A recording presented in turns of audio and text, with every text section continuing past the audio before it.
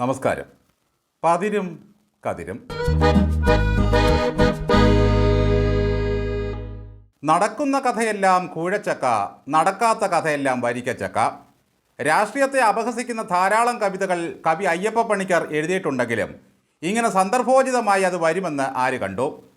നടക്കാതെ നടന്നതായി നടിക്കുന്നത് ഇടിച്ചക്ക, നടന്നിട്ടും നടന്നില്ലെന്ന് നടിക്കുമ്പോൾ ശീമച്ചക്ക.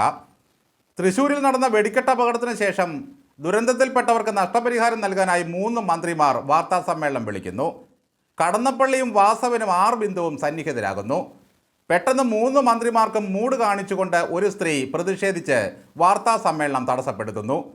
അവരുടെ പ്രശ്നത്തിന് പരിഹാരം കണ്ടിട്ട് മതി പ്രസ് മീറ്റ് എന്ന് പറയുന്നു. പോലീസുകാരും മാധ്യമപ്രവർത്തകരും മന്ത്രിമാരും മാറി നിൽക്കാൻ പറഞ്ഞിട്ടും അവർ അനുസരിക്കുന്നില്ല. പിണറായി വിജയൻ്റെ മന്ത്രി സಚಿവന്മാരെ ഒരു സാധാ പ്രജ മൂട് തിരിഞ്ഞു കാണിക്കുകയോ? ഛായ്, ലജ്ജാകരം. വരട്ടെ പോലീസ്. മന്ത്രിമാർ കാര്യം തിരക്കി. അയലത്തെ വീട്ടുകാരൻ്റെ പ്ലാവിൽ നിന്നും ചക്ക വീണ് എൻ്റെ വീടും കക്കൂസും തകരുന്നു. പരാതി കൊടുത്തിട്ട് ഒരു പരിഹാരവുമില്ല. കക്കൂസ് തകർന്നത് മൂലം വയറ്റിൽ നിന്ന് പോകുന്നില്ല. ഇങ്ങനെയൊക്കെ അവർ പരാതികൾ പറഞ്ഞു. ഞങ്ങൾ മരിച്ചവരുടെ കാര്യം ആദ്യം തീരുമാനിക്കട്ടെ എന്നായി മന്ത്രിമാർ. മരിച്ചവർ മരിച്ചില്ലേ, ജീവിച്ചിരിക്കുന്ന എൻ്റെ കാര്യം ആദ്യം തീർക്കുക എന്നായി അവർ. മരിച്ചവരെ മരണത്തിന് വിട്ടുകൊടുത്തത് പോലും ഇവിടുത്തെ സർക്കാർ വകുപ്പുകളുടെ അനാസ്ഥയല്ലേ? എത്രയോ വെടിക്കെട്ട് അപകടങ്ങൾ ഇവിടെ പതിവായി നടന്നുകൊണ്ടേയിരിക്കുന്നു. തൃശ്ശൂർ പൂരത്തിൻ്റെ കമ്പപ്പുരയിൽ പരിശോധന നടത്തി തൊഴിലാളികളുടെ സുരക്ഷയും അപകട സാധ്യതയും പരിശോധിക്കുന്നുണ്ട സ്ഫോടന വിദഗ്ധന്മാരും വെടിക്കെട്ട് വീരന്മാരുമൊക്കെ എവിടെ പോയി? ഇതിനൊക്കെ ഏതെല്ലാം വകുപ്പുകളാണ് ഈ നാട്ടിലുള്ളത്? അതൊന്നും നോക്കാൻ ഒരുത്തനുമില്ല. ടൺ കണക്കിന് വെടിമരുന്ന് നൽകി ആളുകളെ കൊല്ലാൻ വിട്ടിരിക്കുകയാണ്. അല്ലെങ്കിൽ തന്നെ ചക്രം കയ്യിൽ കിട്ടിയാൽ പിന്നെ ഇവന്മാരുടെയൊക്കെ സേവനം അതോടെ തീർന്നു. എന്തും ആർക്കും ചെയ്യാം. ഒരു സാധു സ്ത്രീ അയൽക്കാരൻ്റെ പ്ലാവിനെതിരെ ഒരു പരാതി കൊടുത്തിട്ട് യാതൊരു നടപടിയും ഇന്ന് വരെ ഇല്ല. ഒരുത്തനും ചോദിക്കാനില്ല. നാട്ടിൽ പഞ്ചായത്ത് മെമ്പറില്ല, പഞ്ചായത്ത് പ്രസിഡന്റ് ഇല്ല, സെക്രട്ടറിയുമില്ല, RDO ഇല്ല, കളക്ടറില്ല. നെഞ്ചു വിരിച്ചും വിരിക്കാതെയും നടക്കുന്ന പ്രാദേശിക നേതാക്കളുമില്ല. ചക്ക വീണാൽ മുയൽ മാത്രമല്ല മനുഷ്യനും മരിക്കും. ആ പ്ലാവിൻ്റെ ഉടമ അഹങ്കാരിയായ ഒരു പണക്കാരനായിരിക്കണം.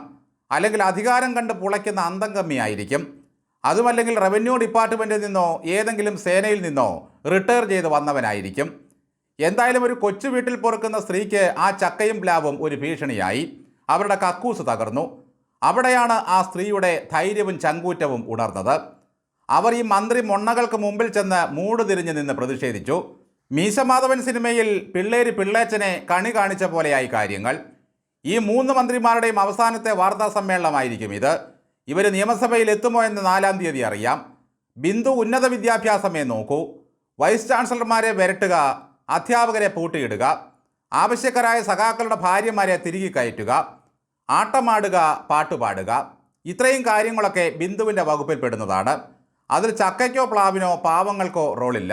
പുരാതന കൃതാവുള്ള മന്ത്രി കടന്നപ്പള്ളി ചക്കക്കാര്യങ്ങളിൽ ഇടപെടുന്നയാളല്ല. അദ്ദേഹം പാട്ടുപാടും. 1000 കൊല്ലത്തിലധികം പഴക്കമുള്ള പുരാവസ്തുക്കളുമായി ബന്ധപ്പെട്ട ഇടപാടുകളെ അദ്ദേഹത്തിനുള്ളൂ. മന്ത്രി അമ്പലവാസവൻ്റെ ജോലി പാർട്ടി കൊള്ളയടിച്ച ദൈവങ്ങളെയും സഹകരണ ബാങ്കുകളെയും സംരക്ഷിക്കുക എന്നതാണ്.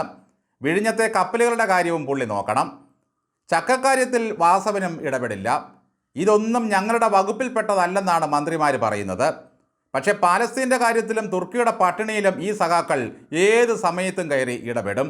കേരളത്തിലിറങ്ങുന്ന പന്നികളുടെ എല്ലാം അവകാശം വനം വകുപ്പിനാണെന്നതുപോലെ കേരളത്തിലുണ്ടാകുന്ന ചക്കയുടെ എല്ലാം അവകാശം ജാക്ക് ഫ്രൂട്ട് പ്രൊമോഷൻ കൗൺസിലിനാണ്. അവർ ചക്ക പരിശോധിച്ച് തീരുമാനമെടുക്കണം.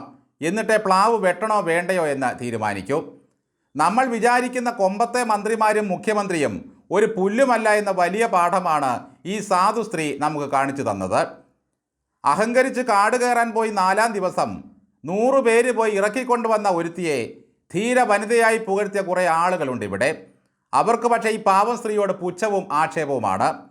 മരിച്ചവർ മരിച്ചു, ജീവിച്ചിരിക്കുന്നവർ ജീവച്ഛവങ്ങളാണ് എന്ന് പറയാനുള്ള അവകാശം അവർക്കുണ്ട്. എവിടെയൊക്കെ നടന്നോ ഗത്യന്തരമില്ലാതെയാണ് ആ സ്ത്രീ ഇങ്ങനൊരു സാഹസത്തിന് മുതിർന്നതെന്ന് ആരറിഞ്ഞു? ഒരുപക്ഷെ 3 മന്ത്രിമാരുടെ സ്ഥാനത്ത് ഉമ്മൻചാണ്ടി എന്ന മുഖ്യമന്ത്രിയായിരുന്നെങ്കിൽ വില്ലേജ് ഓഫീസർ അപ്പാടെ ആ പ്ലാവ് മുറിച്ചു മാറ്റേണ്ടി വന്നേനെ.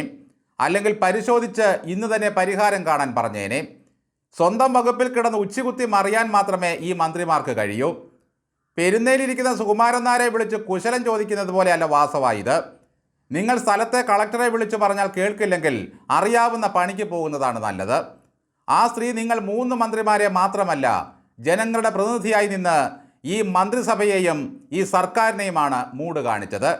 പോകുന്നതിന് മുമ്പ് നിങ്ങൾക്കുള്ള യഥാർത്ഥ കണിയാണ് ഇത്.